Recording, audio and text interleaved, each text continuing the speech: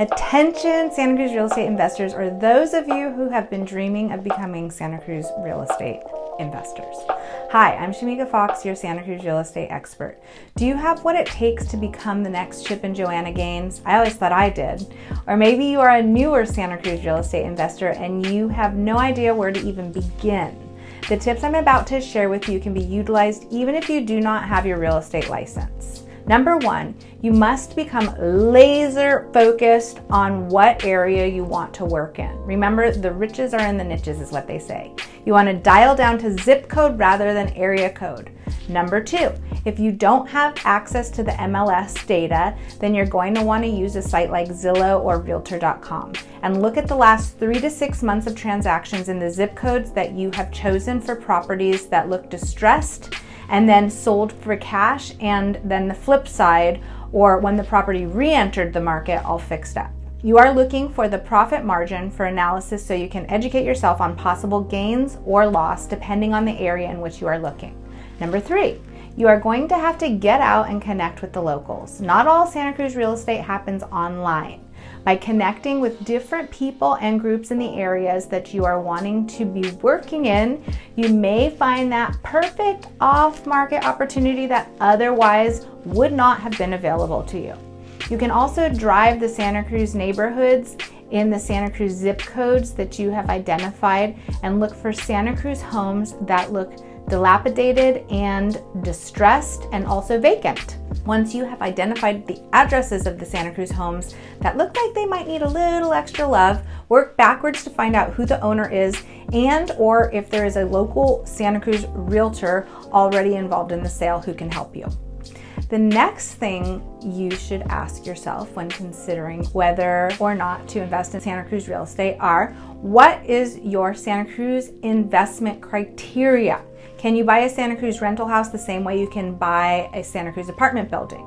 Defining your personal criteria for Santa Cruz real estate purchases is a vital step in successful Santa Cruz real estate investing. Another question to ask yourself is, what is your Santa Cruz real estate investment strategy? Do you want to buy and hold? Do you enjoy the prospect of house flipping, or does wholesaling excite you? Is your goal cash on cash returns? This would be the level of return or cash flow you want to achieve with your investment. Your budget and the type of property that you may be interested in could be surprisingly difficult to define. Things to consider when deciding what to invest in are the property size. Are you interested in single-family homes, townhomes, or condos, or would you prefer a fourplex or a multifamily Santa Cruz property? Desired property characteristics are the property-specific characteristics that you can give to your Santa Cruz realtor at the beginning of your search. Though your desired property characteristics could and usually do change throughout the searching process, it is a great jumping off point. The process of buying your first Santa Cruz rental could be enjoyable, or it could be a nightmare. So make sure you do your research and feel confident and excited about the Santa Cruz investment in which you are about to make. One thing I hear people talk about often is this false illusion of what they see on reality TV investment shows. These shows are designed for entertainment and are not always actually reality. Let's talk about HGTV versus an actual investment flip. HGTV makes flipping houses look easy. However, the reality is nothing like what they portray.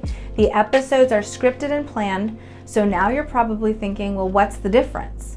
First of all, you need a good amount of time to invest, and you need available capital if you want to be successful in the world of Santa Cruz real estate flipping.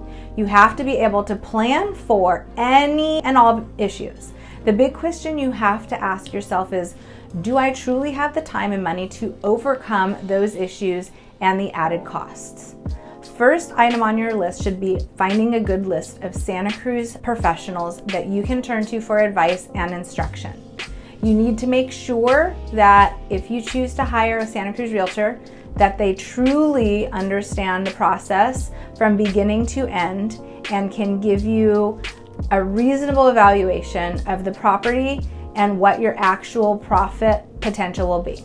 Whether you buy to repair, restore, and flip, or keep the Santa Cruz property for a long-term Santa Cruz investment, you want to understand the soft and the hard costs and the rate on return with the finished product. HGTV does not show you all that.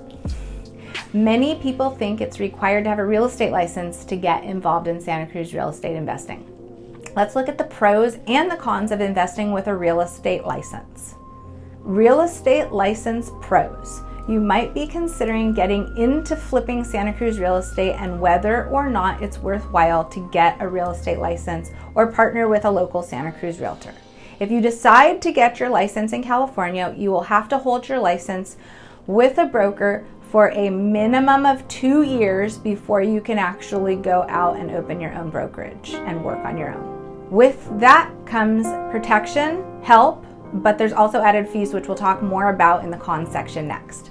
Brokers are responsible for the realtors that work for them and have a vested interest in making sure that they are successful. So that's a pro. Secondly, when you have a license and represent yourself, you are able to reduce or waive your commission when you're making offers, which could potentially be more appealing to the seller and help you get your offer accepted. Thirdly, it can also make negotiations easier because you know exactly what your top and your bottom dollar amount is, and you can build rapport with the listing agent.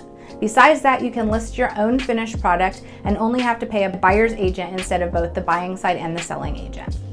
Most importantly, you will have the knowledge to navigate the real estate transaction and property management, and you won't be dependent on someone else's availability or schedule or lack of knowledge. You will also have the ability to sell for others for residual income on the side.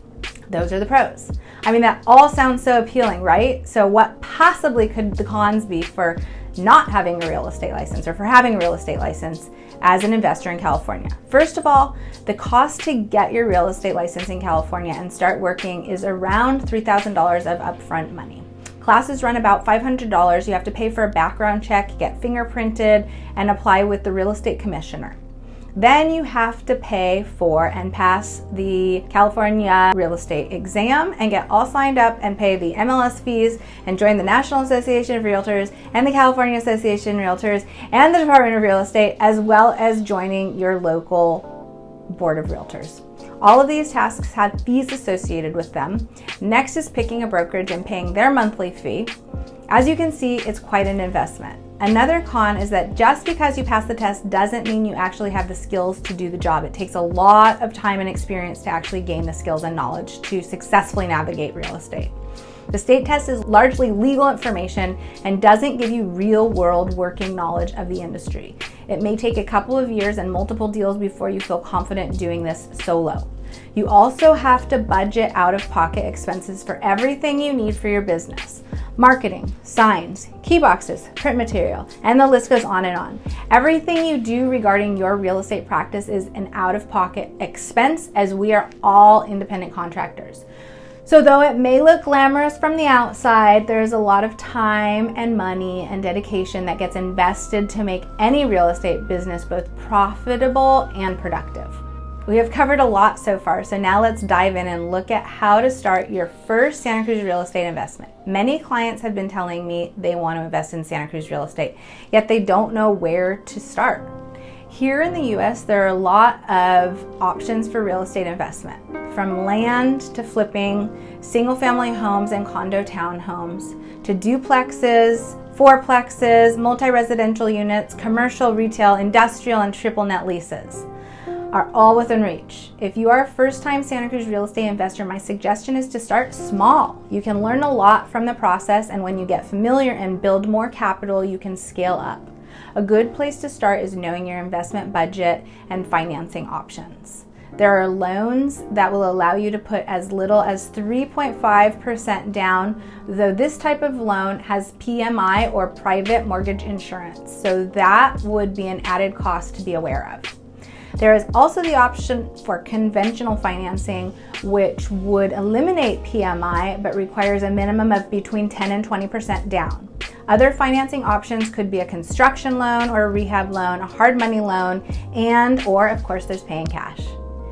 In addition to financing, there are 4 additional elements to consider when investing. Number 1 is the cap rate. A cap rate is the ratio of property net operating income to its purchase price. The lower the cap rate means the lower the cash return on the investment. Number 2 is cash flow. Number 3 is equity buy down, meaning Tenant also is paying your mortgage principal. Number 4 is appreciation. These are just a few things to consider. Starting in real estate investment can be overwhelming. Whether you're a buy and hold investor, flipper, or hard money lender, the value of the home is the most critical number which needs to be accurate in order for the investment to be a success.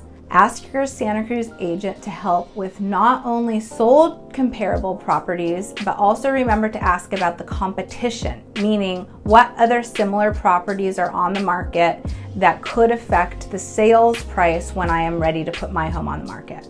Concerning rentals, an area can be oversaturated with rentals and vacancies will be very high. You may not know this on your own. There may appear to be great deals in these areas, but if you have to have a vacancy for 3 months or lower your rent to compete, your return on your investment could be much lower than anticipated. For flippers, knowing the hot markets and what Santa Cruz home buyers are actually looking for in the current buying environment is very important. Believe it or not, inspection items can be a deal breaker if they are not remedied ahead of time.